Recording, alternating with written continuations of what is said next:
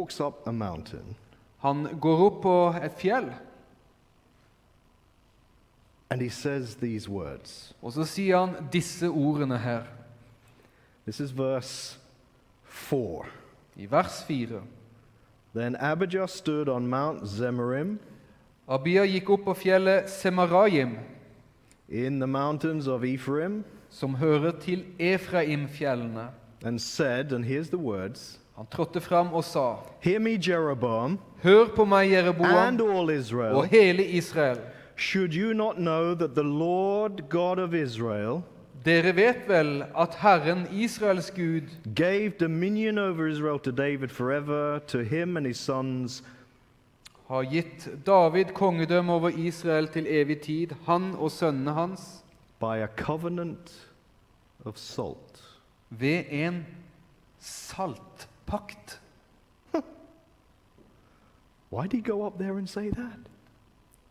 Det var jo en underlig ting å si. 800,000 against 400,000, you going up mountains saying things like this? What's this? 800 000 mann mot 400 000 mann, og en kar går opp på fjellet og sier dette. Hva handler det om? And what's a covenant of salt? Og hva er en saltpakt? Now, if you read the rest of the story, Hvis du leser resten av historien, Abijah wins så vinner Abia, because God intervenes, fordi Gud bryter inn. takes over the battle. Han tar over striden. They win. De vinner. But what's a covenant of salt? Men hva er en saltpakt? And why did he feel he had to go up there and just remind everybody about this? Og hvorfor følte han at han måtte gå opp på dette fjellet og minne folk om det? You ever done a study of a covenant of salt? Har du noen gang gått inn i et studium om saltpakter? Well, I read that and thought, what's that? Når jeg leste det, så bare tenkte jeg, hva i alle dager er det? I mean, I get the idea of covenants and promises, Jeg skjønner ideen om pakter og løfter, but what's a covenant of salt? men hva er en saltpakt? And it's a little bit difficult to follow the covenant of salt through the scriptures. Det er litt vanskelig å følge saltpaktene gjennom Skriften. I mean, covenants are very, very important in the Old Testament and New. Disse paktene er jo veldig viktige gjennom Bibelen, både i det gamle og det nye. But through studying, a covenant of salt actually reappears in an ancient Jewish wedding ceremony. Og vi ser det at saltpakten gjenoppstår i en gammel jødisk seremoni. Wedding ceremony? Yeah, Ja, yeah. en ekteskapsseremoni. So I want to demonstrate it now. Og jeg har lyst til å bare demonstrere det nå. Is there anybody that would like to get married tonight? Okay. Jeg skal ikke spørre. Okay, I retract that. Er det noen som har lyst til å gifte seg i kveld? I don't want to do anything I shouldn't. Kom igjen nå. Ikke vær feig. I don't want to say. Hvorfor vente? Anna Christian, you saw the hands. You're going to do some follow-up. Okay, all right, thank you. Thank you. I'd like a happily married couple just to come up front. Don't be frightened. Kan et lykkelig gift ektepar komme fram? You won't have to say anything. Hvorfor peker dere på andre? I mean, if it's a problem, I'll just have a married couple then. Forget the happy bit. Okay. Okay. Thank you. Thank you. And so how long have you been married? Hvor lenge har dere vært gift? Some 20 years. Some 20 years. 20 år og et eller annet. We'll take that as okay. 23. We'll take that okay. So here's what you're going to do. You're going to pretend right now I'm the rabbi. Nå skal du late som han er rabbien, That's why I put my suit on og tonight. det er derfor han har på seg dressen. So I look a bit like a rabbi. Så han ser ut som en rabbi. And so they're kind of standing before the rabbi in this ancient Jewish wedding Dette er det ceremony. der gamle jødiske ritualet. And they're looking at each other beautifully, and Og de ser på hverandre. even after 20 years. Til og med etter 20 år så er de vakre å se på. And the rabbi is saying some beautiful things. Og rabbien sier noen vakre ting til dem. And at this specific moment, he will take your hand Og i dette spesielle øyeblikket så vil han ta hånda. and put some salt in it. Han vil ta Troy? salt i hånda.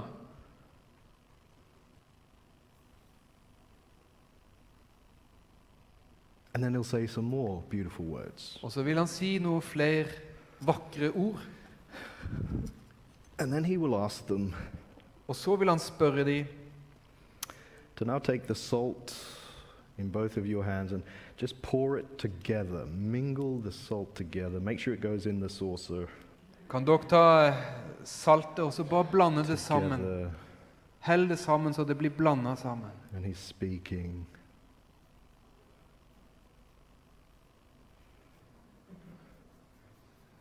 Thank you. Tusen takk. You're nervous. It's okay. You can be nervous on your wedding day. Du trenger ikke være nervøs. But Det er bryllupsdagen. here's what he says next. So he looks at them both Rabbien han ser etterpå på de begge to.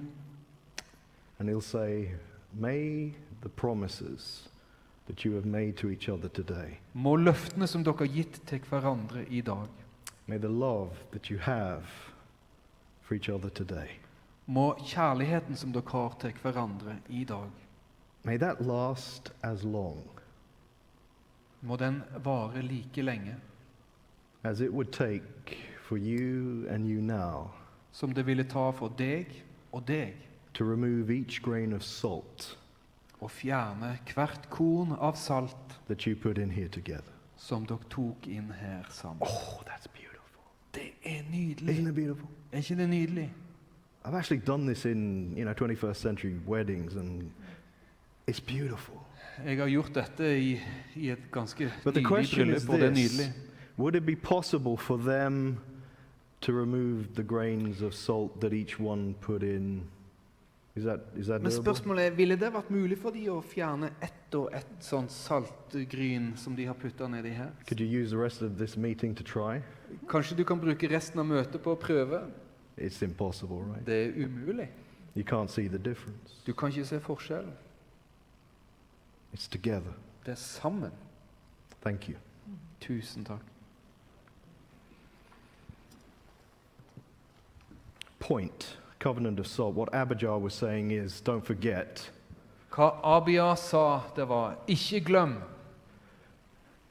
that before we fight, we're just reminding you that God is pouring himself into us. Husk at Gud, han tømmer seg selv i oss. And we are pouring ourselves into him. Og vi tømmer oss selv i han. It's a covenant of salt. Det er en saltpakt. I love that image. Jeg elsker det bildet. God pouring himself into his people. Gud som gir alt til sitt folk. We pouring our lives in generosity into his. Vi som tømmer våre liv i generøsitet til han. Jesus said to his people, Og Jesus sa til folket, and he says it to you and I sitting in Bergen tonight, og han sier det til oss i Bergen i kveld, I'm pouring myself into you. jeg tømmer meg midt i deg. Remember Monday night, how beautiful the church is. Husk, It's his body. husk mandag, da vi snakker om hvor fantastisk kirka er, det er hans kropp. And then we want to take a bit of that future reality, heaven, and bring a little piece of it into the here and now. Og så er det at vi ønsker at den der himmelen som er der borte, vi ønsker å putte litt i den akkurat her og nå. And then Wednesday, remember to invest in some people. Onsdag så snakker vi om det å investere i mennesker. And yesterday, God is trying to activate us into the big cause. Og i går så snakket vi at Gud ønsker å aktivisere oss til denne store saken. And tonight, you are the salt of the earth. Og i kveld så er dere verdens salt. Paul Jordens said it. salt. Paulus sa det. He said, walk in wisdom to those who are outside. Paulus sa at vi skulle gå i visdom mot de som er på utsiden. Redeeming the time. Vi skal forløse tiden.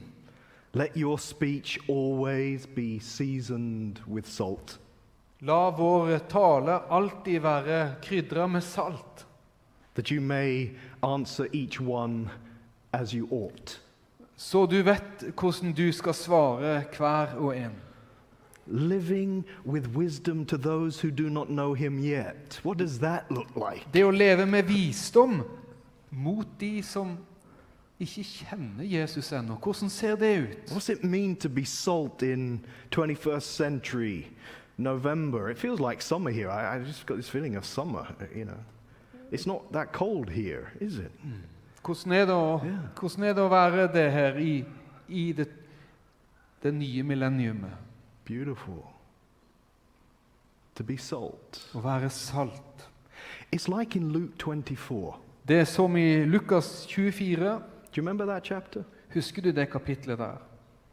Where two very disappointed would-be disciples are on their way to, is it to Emmaus or Jerusalem? Well, they're heading one Det way. er to disipler som er på vei til Emmaus. That's right, thank Ja. you. From Jerusalem to Emmaus. Fra Jerusalem mot Emmaus. And they're very disappointed. They think everything's over. De er veldig skuffa, de tenker at alt er over. And then you remember what Jesus does? Husker du hva Jesus gjør? I love it when Jesus turns up, Jeg elsker når Jesus bare dukker opp. especially when we're disappointed. And the Bible says he walked with them. Bibelen sier han gikk med dem. That's easy. Det er jo lett. He's taking a little tour with them. Han tar en liten gåtur med dem. It's not a bad thing to do in Norway. Det er ikke en dårlig ting å gjøre her i Norge. Go på tur Gå på tur with someone. med noen. Not just me. I can invite somebody to go på tur med meg. Jeg kan invitere noen til å gå på tur sammen med meg. And you know what he does when he's walking with them? Vet du hva Jesus gjør når han går sammen med dem? He's not. Det er ikke det han gjør. Yeah, could you translate that? He is listening. Han lytter. Listen Han lytter to their story. til deres historie. And then he speaks a little bit of truth into their story. Og så snakker han litt sannhet inn i historien. And then you know how the whole day ends? Og vet du hvordan hele den dagen ender? Oh, we've talked about this. Vi har jo snakket om det, And we're going to end this evening with this. og vi skal ende denne kvelden med det. There's going to be a whole load of nuts out there, I understand. Det kommer til å være litt å tygge på her ute. Nuts? Yeah, I didn't hear anything about nuts. I know things. Yeah. Ok, han har hørt noe om nøtter som skal serveres her. If there's food, I'll know about it. Ok. Han vet. Yeah, there's a certain scent here. Yeah. Det lukter litt noe her. Lukter godt. Those two said, will you eat with us? De to spurte Jesus, vil du spise sammen med oss? And Jesus said, no, you know, I've got to go. Jesus sa, nei, vet du hva, jeg tror jeg må gå videre. No, would you eat with us? Nei, vær så snill, spis med oss. Okay. Ok. And it was only when he was eating with them that their eyes were opened and they knew it was him. Og det var når de spiste sammen at deres øyne ble åpnet, og at de visste at det var han som de spiste sammen. Why is it they knew only when he'd walked with them all day? Hvorfor er det da at øynene blir åpnet? Hvorfor er det først da? De har jo gått sammen hele dagen. And it was only when they were eating together. He took the bread, Og det var når de spiste sammen. Han tok brødet, he blessed it, han velsignet det, he broke it, han brøyt det, and then he gave it. og så ga han det til dem. Have you noticed in the Gospels that's always what Jesus does with bread? Har du lagt merke til at det er alltid det Jesus gjør med brød? Remember the feeding of the 5,000? De 5000 som ble mettet, He took the bread, Han tok brødet, he blessed the bread, velsignet det og brøt det. he broke the bread, he gave the bread. Så ga han det. What do we do at communion? Hva gjør vi ved nattvær? Come on, what do we do? Hva gjør vi? We follow the pattern. Vi følger det samme mønstret. We take the bread, Vi tar brødet, we bless the bread, vi velsigner brødet, we break the bread, vi bryter brødet, we give the bread. vi gir brødet. That's a parable of life. Og det er en livets lignelse. That little boy with the bread Den lille gutten med brødet, is everything we can be, han er alt det vi kan være. because he moves from his own agenda into God's agenda. Fordi det han gjør er å bevege seg fra sin egen agenda til Guds agenda. I don't have much, Jeg har ikke så mye, but what I have, I give it. men det jeg har, det vil jeg gi deg. Jesus wants to take us, Jesus ønsker å ta oss, whatever gifts we have, de gavene som vi har, whatever God has blessed you with. hva en Gud har velsignet deg med. He wants to bless you Han vil velsigne deg, so that you can be a blessing to somebody else. så du kan være en velsignelse for noen andre. Sometimes he has to break us, Og noen ganger så må han bryte oss. but when we are broken in him, Men når vi er brutt i han, he can give us. så kan han gi oss. You want a 21st century evangelistic strategy? Vil du ha en evangelistisk strategi for det nye millenniumet? Are you ready? Er du klar? Here's the big idea. Her er den store ideen. Eat with people. Spis sammen med folk. What? Oi, We're allowed? kan jeg gjøre det? Yes. Ja. What did the religious leaders say about Jesus? Hva sa de religiøse lederne om Jesus? Who felt because he was such a holy man, he should be spending all of his time with them. De syntes at han var en sånn hellig mann at han burde tilbringe all tid med de. He's nothing but a drunkard and a glutton. That means he drinks a lot and he eats a lot. Han er bare en fyllik og en grådig per. And he eats with them. Og han spiser med de. Who's them? Hvem er de? Those who don't know him yet. De som ikke kjente Gud. What's his first miracle? Hva er hans første mirakel? Where does it take place? Hvor tar det sted? Hvor finner det sted? At a wedding. I et bryllup. There's lots of good food at a wedding. If it's a good wedding. Hvis det er et bra bryllup, så er det ganske bra med mat der. Especially a Norwegian wedding. Og spesielt et norsk bryllup. I mean, you guys bake the best cakes in the world. Dere lager de beste kakene i verden. Blurkaka, isn't it? Bløtkake. Hæ? Yeah, I'm going to order one of those. Wow. Wow. Not like our English cakes. Have you ever had an English wedding cake? Har du noen gang spist en engelsk bryllupskake? It turns up at Christmas as well. Det dukker opp til jul også. I mean, what's up with us?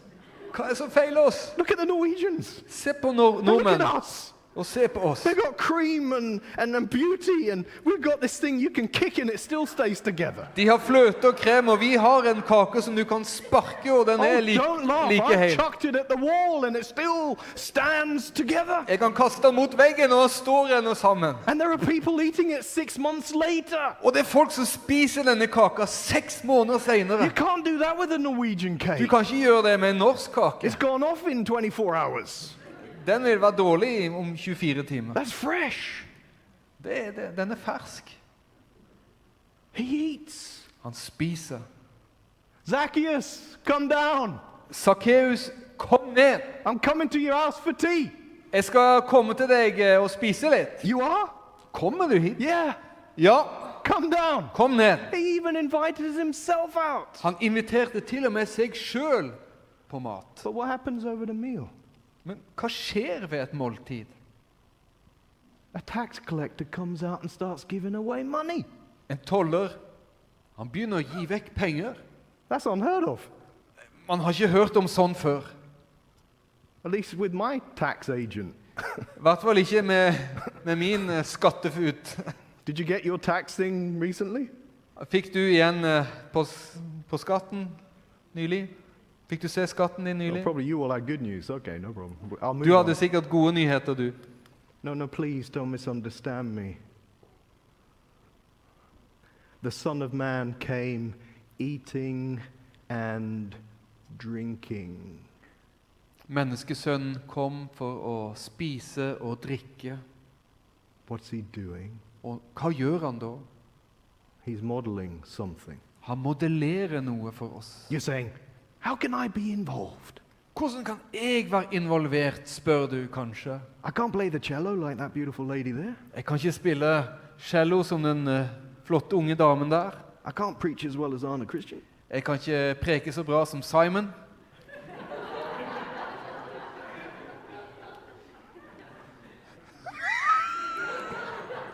I'm watching this translation now. You know, I understand a lot. No, you know what I'm saying. You know what I'm trying to say tonight is, and this is really important. Dette er veldig viktig det jeg skal si. Don't wait to come to church to be a witness for him. Ikke vent med å komme til kirka for å være et vitne for han. There are things that we do beautifully together, and we need beautiful worship and singing and all of this. We need this. But I kind of notice people don't turn up to church like they used to. From outside. Ja, så det er ting som vi gjør her i kirka som er veldig viktige og som er nydelige, men jeg har lagt merke til at folk ikke kommer så mye fra utsida. What I've learned is that there are things that you and I are doing every day that if we add a little bit of salt, Men så er det at jeg har oppdaget at det er ting som vi gjør hver dag, og hvis vi bare føyer til litt salt, can be turned into something missional. så kan det faktisk være misjonerende. How many meals are you going to eat this week?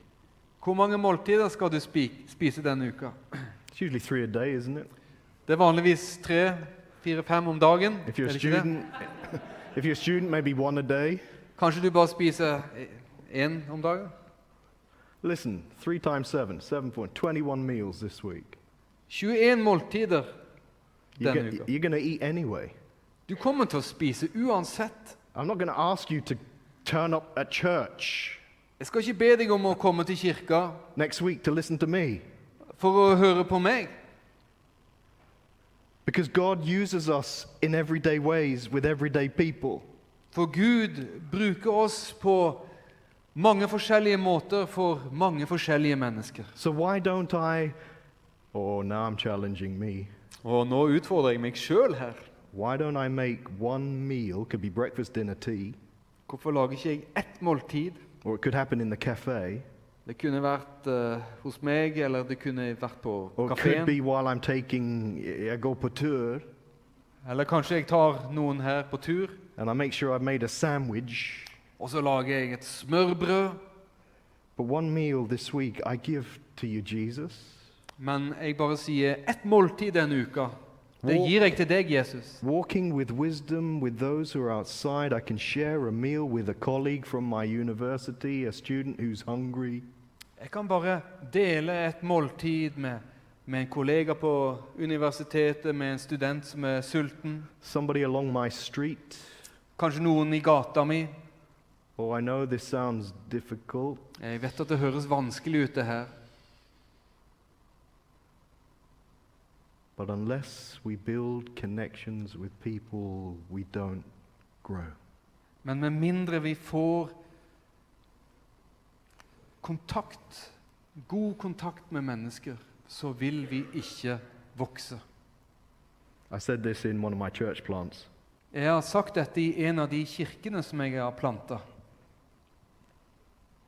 There was a lady sitting right here, Det var en dame som satt akkurat der.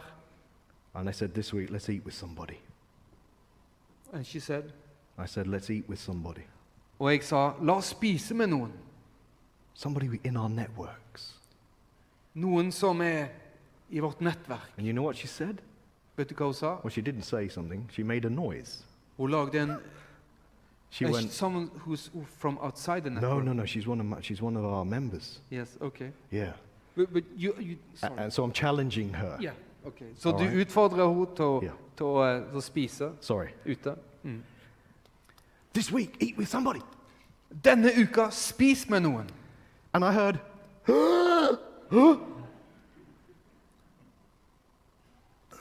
now in my job, we can have interaction. I can stop and say, what happened? Are you right? You okay? Går det bra? Er du ok? You okay to eat with somebody this Går det greit å spise sammen med noen? Do I call the ambulance? Are you okay? Skal jeg ringe ambulanse? Er du ok? You know what she's doing? Vet du hva hun gjør? I don't know I could do that. Hun bare sier, jeg vet ikke om jeg kan gjøre det. I think you could. Jeg tror du kunne klare det. I mean, you could invite me. Du kunne for eksempel invitert meg. But also somebody we don't know. Men også noen som vi ikke kjenner. Okay. Ok. And she did it, and I went. I had a nice meal, and the person she invited had a nice... But you know, here's the point. Og hun gjorde det. Hun tok og inviterte en person som... We're creating an environment in which we can, like Jesus, listen to people. Vi skaper et miljø der vi lytter til folk. Don't give don't over the listen. Ikke bare lytt. Because there's going to be something special happens when you invite somebody to your cafe or to your home and you pay for it, if there's the cafe. Det noe spesielt som skjer når du inviterer noen til middag eller kafé, så fremt at du betaler for det. I've seen it happen. Jeg har sett det skjer. Something a little bit more intimate occurs. Det noe utrolig nært som skjer. I've been invited out 3 times this week. It's been a blessing. Denne uka så har jeg blitt invitert ut 3 ganger. Det har vært en velsignelse. This week, Denne uka. I challenge you. I challenge you. Denne uka så har jeg utfordret deg. Give one meal to Jesus. Gi et måltid til Jesus. If you don't do it this week, you'll never do it. Hvis du ikke gjør det denne uka, så vil du aldri gjøre det. Because I'll be long gone and you'd have long forgotten. For jeg vil være dratt, og alt vil være glemt. Can it be so easy? Kan det være så lett? Try. Prøv. There's a guy I ate with, Anita and I ate with, I don't know, I'm going to finish. Look at all this I should have shared with you, but I'm Jeg just, skulle ha delt alt det her med dere. I just want to show you this picture, not that one. See, I would need to be here next week, wouldn't I? Jeg trenger å være her neste uke. Let me just pause on this picture. We got a little group who are down south. Vi har en gruppe som sør i No, you're south, east. sørøst Get the Norwegian geography. i England, No, this is Norway. Norge. Little group of students En liten gruppe med studenter who are planning to run in Oslo. som planlegger noe i Oslo. Now get this is creativity. Dette kreativt. Hør på det her. A mocktail bar. En mocktailbar. That's a bunch of smoothies, you know, all the fresh fruit. Det massevis av sånne smoothies som de skal ta og lage.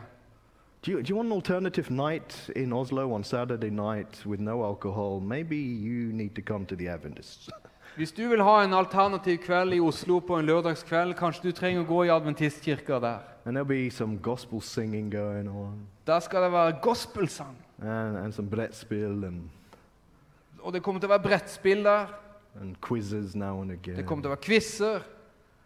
But you can have a coconut, mango, shaky, drinky thing. Men du kommer til å ha en kokonøtt, pasjonsfrukt, mango, banan. With an umbrella sticking I'm out just of it. continue. Men paraply nedi her. And you can listen to people Og så lytter du til folk. and speak some truth to people. Og snakke sannhet til mennesker. And eat with them. Og spise sammen med Oh, dem. I'm so excited about this group. Og jeg så opprømt med denne gruppa her. And I heard about this bike you can buy. Can you see it? Og jeg hørte om denne sykkelen som man kunne kjøpe. Kan du se den? And I'm kind of saying, why don't we put some bikes or even go into the middle of Oslo with these bikes? Og man kunne jo gått inn i Oslo med en sånn type sykkel. And it's got a blender on it. Can you see the blender? Det har jo en sånn blender på seg. Dere ser den? And so all you got to do is sit on there. Would you like to try one of our? No, if you're going to try my smoothie, you're going to have to make it. Og så sier man bare, hvis du skal ha smoothie, så må du lage den. Here goes the mango and the coconut and and the Og inn umbrella. går mangoen og kokosnøtten. Og And you're going to sit on it and go, faster, faster, come on, come kom on. igjen, fortere, fortere. What an advert. En reklame. It's food. Mat. But more importantly, it's a relational space. Men det er også et rom der vi kan ha relasjoner. Mission doesn't have to be complicated. Misjon trenger ikke være komplisert. In fact, I think the best mission is in everyday life with everyday people doing everyday things. Det å være et vitne er jo, tror jeg, det beste er å være hverdagslig. Gjøre hverdagslige ting, være hverdagslige mennesker. That gentleman next to me is called John. Denne mannen som sitter ved siden av meg, han heter John. We were eating together in the late 90s. Og vi spiste sammen i slutten av på 90-tallet. I really wanted him to make a decision for Jesus Christ. And Og he jeg was hadde- close. Jeg hadde så lyst til at han skulle ta en avgjørelse for Jesus, og det var så nært. But there were some things in his life and he felt he couldn't. Men det var noen ting som gjorde at han følte at han ikke kunne det her. And then in 2000, we left that district. Og i år 2000 så forlot vi det distriktet. I remember the day I left, there was a little goodbye in the church. Jeg husker den dagen vi dro, og det ble sagt farvel i kirken. And John came and he's very good at calligraphy. He's a teacher. Og John kom opp mot meg, og han var veldig flink i kalligrafi. Han var en lærer på det. And he had written out one of my favorite texts and Og han framed hadde it. skrevet ut min favorittekst, og han hadde rammet den inn. And he said to me these words, Og han sa til meg disse ordene. Simon, if I ever make a decision, I'll let you know. Simon, hvis jeg noen gang tar en beslutning, så skal jeg gi deg beskjed. Okay. Ok, We kind of lost contact. så mister vi litt kontakten med hverandre. It's probably now around 2013. Og litt senere, i 2013, 2012, 2013. det var rundt 2012-2013, I've just arrived in my church in Luton. og jeg har kommet til kirka mi som er i Luton. I'm taking my bag out of my car. Jeg tar håndveska ut av bilen. I'm going to walk into the church. Jeg går inn i kirka. When I see a figure walking towards me into the car park, Så ser jeg en skikkelse gå mot meg der på parkeringsplassen. I know you. Kjenner ikke jeg deg? He says, I know you. Jeg kjenner deg. I said, John, is that you? John, er det deg? It's me. Ja, det er meg. I said, what are you doing here? Hva gjør du I her? know you don't live around here. Jeg vet at du ikke bor her. He says, do you remember our last conversation? Husker du vår siste samtale? And I was honest. I said, no. Og jeg bare sa, nei, det gjør jeg ikke. It's like, 13 years ago. Det er jo 13 år siden det her. He said, I'll remind you La meg bare påminne deg om den samtalen. that when I was ready to make a commitment to Jesus Christ, I would find you. Jeg sa at når jeg var klar for å gi en avgjørelse til Jesus Kristus, så kom jeg til å finne deg. I'm ready. Jeg er klar. I had to go and preach after that. It's like, Og jeg skulle jo preke etter det her. We met in the vestry afterwards and we had a good catch-up. Og vi møttes etterpå, og vi bare hadde en kjempefin samtale. And we set a date. Og så satte vi en dato. And that date came. Og den datoen, den kom. And I stood in a baptistry 13 years later. Og jeg sto der i dåpsbassenget 13 år senere. And said those beautiful words. Og sa de fantastiske ordene. In the name of the Father, I Faderens, in the name of the Son, Sønnens, In the name of the Holy Spirit. og Den hellige ånds navn. You know why? Vet du hvorfor? Because we opened up our home. Det var fordi vi åpnet opp hjemmet vårt. Because we ate with people. Det var fordi vi spiste med folk. I went på tour with people Jeg gikk på tur med folk. and took a sandwich with me. Jeg spiste et smørbrød sammen med dem. I saw all those cyclists riding past my house and bought a cycle so I could cycle with them. Jeg så alle disse syklistene som syklet forbi huset, og jeg kjøpte en sykkel jeg også, så jeg kunne sykle med dem. Or every Thursday night at my house is curry night. Welcome. Eller hver torsdag kveld så er det karrikveld. Velkommen. I'm in a place there's no Adventist churches where I live now. We put ourselves there on purpose. Og der jeg bor nå, så er det ingen adventistkirke rundt. Så der har jeg og Anita, vi har flyttet dit. People say, where do you live? I say, Kongsvinger. Folk spør, hvor bor du? Jeg bor i Kongsvinger. Well, it's outside of Kongsvinger. It's in the middle of a forest. Det er utenfor Kongsvinger, det er midt i en skog. No Adventist church in Kongsvinger yet. Det er ingen adventistkirke der i Kongsvinger ennå. So I'm going to would you like to eat some curry? I love curry. Do you like curry? Yeah, we like curry. Then come. Så jeg skal invitere folk på karri, sant? Indisk, sant? Indisk. Indisk.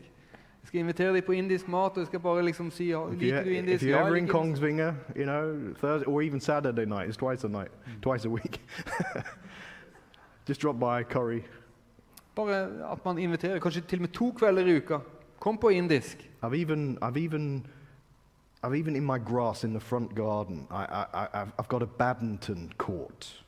Og i hagen min så har jeg til og med en sånn badminton... I painted the court on the grass. Ja, jeg har malt en badmintonbane der på gresset. And the net is up. Og nettet er oppe. Now you might want to do volleyball. I like badminton. Kanskje du har lyst til å spille volleyball, men jeg liker badminton. And I've got a few neighbors. Og jeg har noen naboer, And I'm trying to get them to feel sorry for me. og jeg har lyst til at de skal synes synd på meg.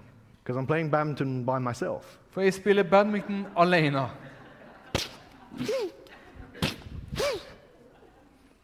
One day my neighbor's going to go, what are you doing?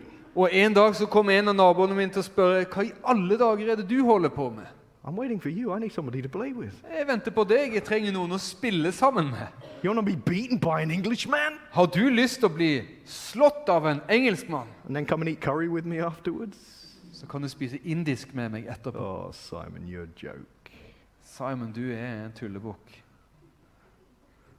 If Jesus ate with people, Hvis Jesus spiste sammen med folk, we can eat with people. så kan vi spise med folk. And over a meal, Og over et måltid questions are asked. så stilles det noen gang spørsmål. And stories are told. Historier blir fortalt. And needs are seen. Behov blir sett. And ministry can be done. Og tjenesten kan bli gjort. The days are coming Dagene kommer when the home når hjemmet will once again be the center of worship. Hjemmet igjen vil bli senteret for tilbedelse. Until then, Inntil da, keep eating with people. fortsett å spise med folk. If you can eat, you can make disciples. Hvis du kan spise, så kan du lage disipler. Amen.